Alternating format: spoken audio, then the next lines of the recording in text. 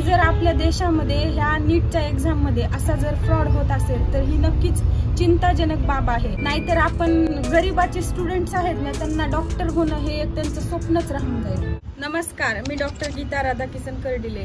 आपल्या देशामध्ये इलेक्शनचा fraud, ईडीचा fraud, एमपीएससीच्या एक्झामचा, यूपीएससीच्या एक्झामचा fraud, हे फ्रॉड काय कमी होते का? आता नीटच्या एक्झामचा पण फ्रॉड झालेला आहे। 4 जूनला नीटचा रिझल्ट डिक्लेअर झाला, तर ह्या एक्झाम मध्ये भरपूर स्टुडंट्सचं म्हणणं आहे की फ्रॉड झालेला आहे।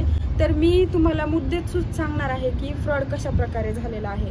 तर पहिला मुद्दा म्हणजे नीटचा रिझल्ट 14 जूनला लागणार होता, तर तो 4 जूनला लावला गेला, ज्या दिवशी इलेक्शनचा रिझल्ट डिक्लेअर झाला। विद्यार्थ्यांचं म्हणणं आहे की असं का केलं, कारण की इलेक्शनच्या रिझल्टच्या नादात स्टुडंटवर जो काय अन्याय झालेला आहे, जो काय फ्रॉड झालेला आहे, तो म्हणजे त्यांचा आवाज दाबण्यात यावा, त्याच्यामुळे 14 जूनचा रिझल्ट 4 जूनला लावण्यात आला। 67 स्टुडंट्सला 720 पैकी 720 मार्क्स मिळाले। 2022ला फक्त 4 टॉपर आले होते, 2023ला तर फक्त 2च टॉपर आले होते, म्हणजे 2च जणांना 720 मार्क्स मिळाले होते। पण ह्या वर्षी 67 जणांना कसं काय 720 पैकी 720 मार्क्स मिळाले? आणि नीटची exam he one of the toughest exam आहे।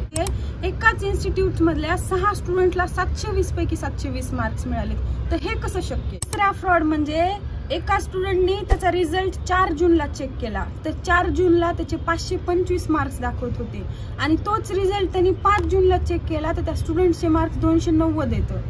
हे कसं काय? टेक्निकली जे स्टुडंट सेकंड टॉपर आलेले आहेत त्यांना एकतर 716 किंवा 715 मार्क्स मिळायला पाहिजेत, कारण की जर एक क्वेश्चन बरोबर आला तर 4 मार्क्स मिळतात, आणि एक क्वेश्चन जर चुकला तर -1, म्हणजे की 720 मधून एक तर 4 तरी मायनस होतील किंवा 720 मधून 5 तरी मार्क्स मायनस होतील। म्हणजे जे सेकंड टॉपर आहे का त्याला एक तर 716 किंवा 715 मार्क्स पाहिजेत, पण ह्या वर्षीच्या रिझल्ट मध्ये सेकंड टॉपरला 719 किंवा 718 मार्क्स आहेत। हे कसं काय? एका स्टुडंटची OMR शीट चेक केली तर त्या OMR शीट मध्ये त्या स्टुडंटला 368 मार्क्स होते, पण जेव्हा नीटचा रिझल्ट जाहीर झाला तर त्याच स्टुडंटला 453 मार्क्स येतात, म्हणजे तब्बल 85 मार्क्सचा डिफरन्स आहे।